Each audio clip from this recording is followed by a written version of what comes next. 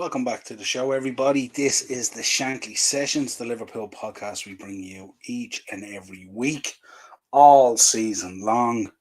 Previews, reviews, player ratings, specialist shows, fantasy football, Monday mashups, Thursday tier talks, all that kind of good stuff. But this is the Shankly Sessions, and this is our reaction to Southampton versus Liverpool 4-all. But before we get into that, we're going to take a moment for much more important things. Today we remember the 39 supporters who lost their lives in the Heysel Stadium, and we send our thoughts, prayers and condolences to the families, friends, relatives, and of course to the wider Liverpool and Juventus community on such a tragic event. But we take our time, as these shows as always, and dedicate tonight's show to those 39 supporters who gave up their life following the club that they loved. Very, very sad. So as I said, thoughts, prayers, condolences to the greater Liverpool and Juventus community, but also to the families who were affected by it, relatives, friends, and all that stuff. So let's get into this match reaction. And this is going to be not dissimilar to a number of match reactions this season, but really, really, really disappointed, really annoyed at what happened yesterday, to the point where I couldn't do a match reaction yesterday. I was so annoyed. I said I wanted to let it settle down. I wanted to gauge the feeling and the range of discontent in the fan base. This was absolutely disgusting at every level. As I said, Southampton 4, Liverpool 4. The goals: Jota on 10, Firmino on 14, Jota on 73, Gakpo on 72. For Southampton, Ward-Prowse on 19, Suleiman on 28 and 47, and Armstrong on 64. Now, the frustrating thing about this is every single team that has sat at the bottom of this league, we've coughed points up to this season. Embarrassing. Absolutely embarrassing. To go down to Southampton, a team that are relegated, and to go 2-0 up after 14 minutes, and then to absolutely, totally capitulate, lose our attention. It's so frustrating. And that game yesterday, between that game and the Villa game yesterday, sums up exactly where we were at, and where we are at. And it's really, really worrying. We've got serious problems at this club, and it's going to take a number of windows to address it, knowing our owners are so scroungy and won't do what needs to be done in a window or two. And we're going to have serious problems because there's teams on the rise at the moment in this Premier League. The Aston Villas of this world, the Newcastles of this world, the Brightons of this world, the Brentfords of this world. Spurs will come back stronger. Chelsea will fix up.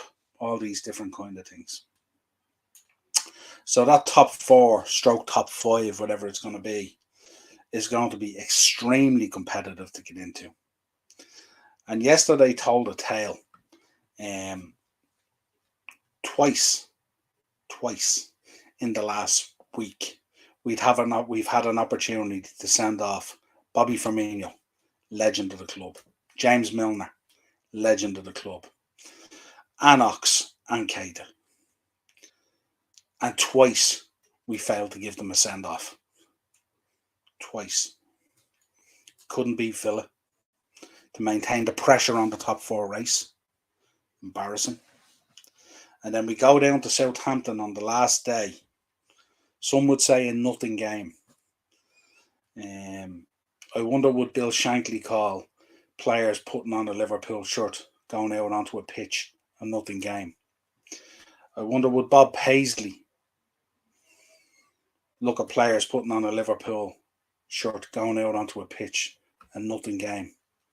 A dead rubber. Didn't mean anything. I wonder did it mean anything to the 3, maybe 4, maybe 5,000 fans that were at St. Mary's yesterday that paid serious money to go watch their team play? Did it matter to them? But I'm sure our manager will tell us, sure, Thursday night football, who cares? Who cares? It's disgusting. It's absolutely disgusting where we were and the opportunity we had with what we could have done and where we find ourselves, where we are and what we've become. Where was the mentality monsters yesterday? Where was all these players, dragging players and fixing up when we started coughing up goals? Coughed up 4 goals without reply after scoring 2 and being 2-0 ahead. And then 2 really quick goals to get back into it to draw 4-all against Southampton, who are relegated. We made Lianco yesterday look like Maldini. We made James Ward-Prowse look like Pirlo. And we made the boy Suleimana look like Drogba. This guy is scoring against us and doing somersaults and cartwheels. But no problem. No problem at all. And that's just the way it is. And that has been the mentality all season. All season. Now, Wednesday, I'm going to be doing a review of our season. And I'm going to be going root and branch. And I am going to be going through it line for line and telling you exactly how I feel. Exactly how I feel. This was your starting lineup yesterday. Matip, Quivin and goals. Quivin, who has come in at times and been very good for us, had a terrible game yesterday. Terrible game. Matip and Gomez, shocking. Shocking. Now, the last time we needed a team to pull through and get us into the Champions League spots, there was a certain player on the pitch who partnered up with Nat Phillips after we realised that Fabinho and Henderson aren't defenders. A guy called Reece Williams, who was on the bench yesterday. And at a time where we want to have that sentiment and send off Bobby and James going out as captain and all, which is really, really good, why didn't we give minutes to Reece Williams yesterday? Who probably will leave the club.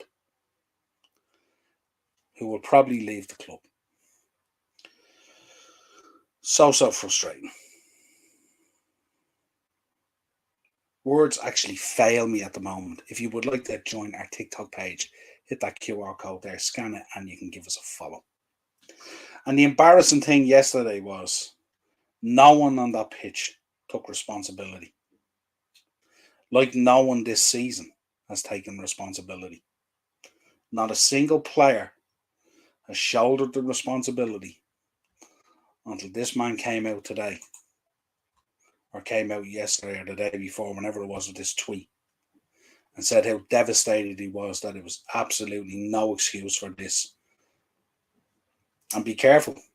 Strap yourselves in, Reds, because this guy doesn't sound like a happy bunny at all.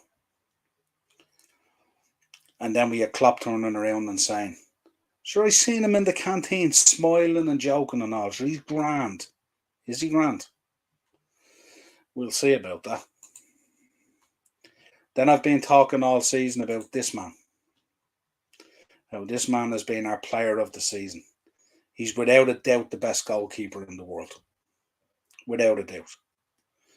We do not realise how lucky we are to have him. We would be bottom half without this man. And yet, this is what we expect to do. This is what we're about. So many players that could be binned off. And don't worry, we're going to go through this slide on Wednesday and we're going to X all these guys off in the bin, hit the bricks. Don't let the door hit you on the way out. Thanks for your service. Glad you were part of a successful era for Jurgen Klopp. Hit the bricks. Not good enough. Had enough of it now. I want to talk about And we're going to get into player ratings. But before we get into player ratings, we're going to be talking about Southampton's player ratings, which really sets the narrative. But let's have a look at let's delve into the lineup yesterday. I've got some interesting things I want to talk about. This was our bench yesterday. Okay. Now I just want this bench to sink in. When we talk about how many players we need, and we talk about how many players need to go, and we talk about how much fixing up we need, this was our bench yesterday. Now, I want you to keep in the back of your mind, as I mentioned, this bench. I want you to keep in the back of your mind Man City's bench the other day. Over 500 million quid's worth of players on their bench the other day. Our bench for Southampton: Ibu Kanate, Adrian, who must be the highest paid water bottle carrier in the world, Jordan Henderson, Cody Gakpo, Harvey Elliott, Luis Diaz, Fabio Carvalho, another guest appearance, Arthur Melo, and Reece Williams. That was our bench yesterday. And we think we need a defender, 2 midfielders. We are in serious trouble. Serious trouble. Then I had a look and I wanted to save some of this, of course. I mentioned already Reece Williams. I think he should have got a run out yesterday. If we're just going to bin the game off and we're not going to care, we didn't give the guy a few minutes. By God, he was stellar for us that time to get us into that top 4. Remember when we were mentality monsters? Let's talk about Arthur Melo. You're going to enjoy this. Arthur Melo, probably between the fee and between wages, is somewhere in the region of 10 million. I know the fee was 4.5. And I'm not sure. He must be on 100 grand a week or whatever it is. It'd be decent money anyway. So it must be up in the region. Let's call it 10 million for argument's sake. Arthur Melo this season. Now remember, hadn't kicked the ball since May. Known to be injury prone. And we signed him on deadline, last minute. Because we suddenly realised we had a midfield problem that we denied. So, let me talk to you about Arthur Melo. Just while we're giving players a send-off and all that kind of thing, and all these players had a part to play in this error and all that. Arthur Melo played 80 minutes for Liverpool last season. He played 67 minutes in the League Cup, and he played 13 minutes in the Champions League. 80 minutes. Arthur Melo this season cost us £125,000 a minute.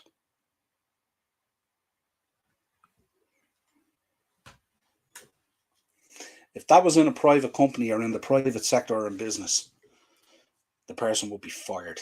Absolutely fired. Anyone associated with this would be fired and sent out the door. It's absolutely disgusting. Our play yesterday, absolute capitulation. We couldn't even drive on. We got 10 minutes extra, I think it was, and we had 18 minutes to go after we scored that equaliser. So for 28 minutes yesterday, we couldn't get over the line to get a win, to send Bobby Firmino and James Milner off in the right manner. Absolutely horrendous. So much fixing up to be done. Now, let's talk about player ratings. I'll take a few comments first because they seem to be building up there. Mama's in with great. What's the crack, Niall? Had a good day? Yeah, not too bad at all. What's the crack, Niall? How are you, Eno? All good. Fans shouldn't die at a football game. End of. Absolutely. Morris is saying, what a bonkers game. They done us at home even worse, 3-3. Big up, Morris. Are you free Friday, Morris? As I have Niall as guest, would you like it too? Friday, no, but tomorrow I am. Okay, I can put you in tomorrow's then. Awesome. Look forward to that one. About 9:30 works. Send me an email, my address on my channel. I totally agree, Niall. Klopp and Hendo hiding behind Mo. Absolutely. And then, of course, you have Jordan Henderson coming out wishing the two boys the best of luck, and you know, the memories that he's created and the lifetime bonds and friendships that you've created and stuff like that, and then eventually gets around to apologising to the fans for being absolutely filth all season. Sickening.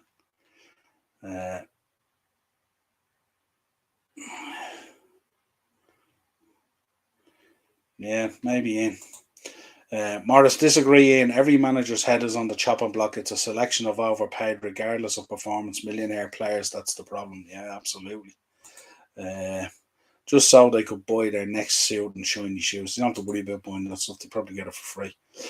Let's get into this. Let's get into this player ratings. But I mean, and you know the funny thing about this as well. I had made a suggestion that going down to Southampton and picking up a couple of players, potentially cheaper, because they're in relegation, obviously. James Ward-Prowse, Kyle Walker-Peters, the boy Lavia. I had suggested picking up some of these players, and Liverpool fans laughed at me. Put any of those players on our pitch yesterday, we're instantly better. Put any of those players on our bench that I just called out, instantly better. We need to wake up, and we need to wake up quick. Big up, Dell. How are you? Loved your show yesterday, by the way, mate. Really meant it yesterday when I said thanks for all the content and all that kind of thing. It was good to hear the boys. I was glad to hear Matt, actually, Dell, saying that he's willing to give Arteta 10 games next season, and then decisions have to be made. I like that. So you know, it's kind of a more sensible, kind of better reactory kind of way and stuff like that. And I think that's what has to happen, you know. Henry's in. Big up, Del boy. But yeah, absolutely, Del. Really loved it all season. You guys, Kyle, yourself, Warren, all the boys, and all the content creators out there who did a great job this season. Going through the mire at times. Big up, Henry. Enjoy your watch along, and sure, if you have a link there for it, drop it into the chat for people who might want to go along and join you on that watch along if you want. But I'm going to talk about player ratings, and this is something I might do next season. Actually, I might start looking at the player ratings as well for the team that we play against, because it tells a stark tale. Because if you were coming in late to this yesterday and you would have seen, oh, Southampton 4, Liverpool 4, God, Southampton must have played out of their skin. It must have been amazing. What a performance by Southampton. Where's that performance been all season? How can they get relegated? Taking points off Liverpool. We've been coughing up points of relegation teams all season, so why is it a surprise? I think Del Boy should go to Holland away in Amsterdam. i.e. Kenny's last game. Can you imagine? Oh, good Lord. Right, let's quickly run down through the Southampton player ratings. I'm not going to get into detail about what each player did, but safe to say, 3 players. Three Southampton players yesterday only rated 7 and above. Their goalkeeper got a 2 out of 10. Distribution was utterly atrocious, they said. Their right back got a 4, James Bree. Bednarek got a 3. Lianco got a 4, who absolutely ruffled us up. And the first one that got a 7, Kyle Walker-Peters. But we wouldn't want him. What was our left back doing yesterday? And where was our other left back? Right. Theo Walcott got a 6. James Ward-Prowse got a 7. Romeo Lavia, the player we're all losing our mind about. This is the man to bring in. We should be signing him. A 3. And we were god-awful now. Remember that. We were god-awful and 3. And Elonusi gets a 4. Alcaraz gets a 6. And the other man above 7, or 7 and above, was Sulemana, obviously. Got an 8. And the second goal, of course, being a genuine goal of the season contender. A cracking goal. So that's what their ratings were. So 2 players got a 7. Kyle Walker-Peters and James Ward-Prowse. Lavia, who people are talking about we should sign, got a 3. And Sulemana got an 8. That's how good they were yesterday. So, let's get into the Liverpool player ratings. Caoimhín Kelleher gets a 3. Conceded 4. Probably should have only conceded 3. Should have been better on one of them. Gets a 3. Trent Alexander-Arnold gets a 4. Had literally very little influence on the game. Joe Gomez gets a 3. Joel, and this is generous, remember. And these are ratings, remember, against a team whose ratings were shocking. Joel Matip, a 3. Costas gets a generous 4. And we're going to be having a chat on Wednesday about the left back situation. Don't worry about that, because we actually need a left back. And not a left back, we need a starting left back. We need to find a left back who can cross the ball into the box and find a player.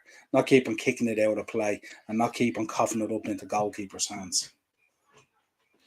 James Milner got a 5. Fabinho got a 6. Curtis Jones got a 5. Mo Salah got a 6. Bobby got a 7. And Jota got an 8.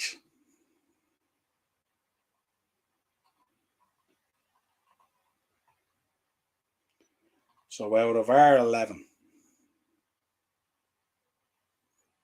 we had 2 that broke 7. So they were bad and really, really bad.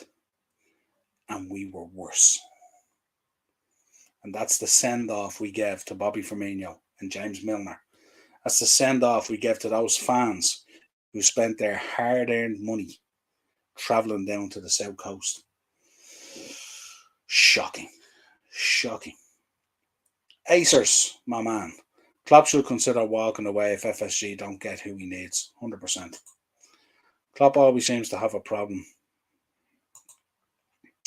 Bazunu and Travers both scapegoats this year. Yeah. Everton showed more fight and desire than Liverpool did yesterday.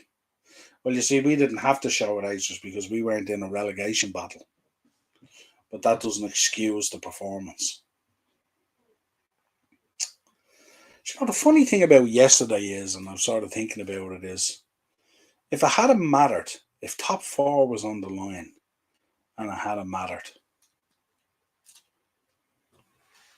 wonder, wouldn't you? You'd wonder, because we were still in it for the Villa game. Would you sign Tierney? He's out the door. I would absolutely sign Tierney. Absolutely. Not only sign him, but he starts. But I'd have to figure out how to babysit him a bit and rotate him. But certainly he's an excellent player. Can't believe Arsenal are sending him out the door. I don't know what the thinking is there. It must be a massive fallout or something. It's incredible. So that, my friends, is my thoughts on yesterday's game. Another poor performance that demonstrated one thing, that the unbeaten run that we were on and that we finished out the season with has been covering up some of the cracks and the problems that are there. Fabinho is not back being the man that he was. You know, Trent in that inverted position is not the be all and end all. Jordan Henderson missing again. James unfortunately bound out like this. Bobby heading off. Joe Gomez, forget about it. Joel Matip, forget about it. Costas, forget about it.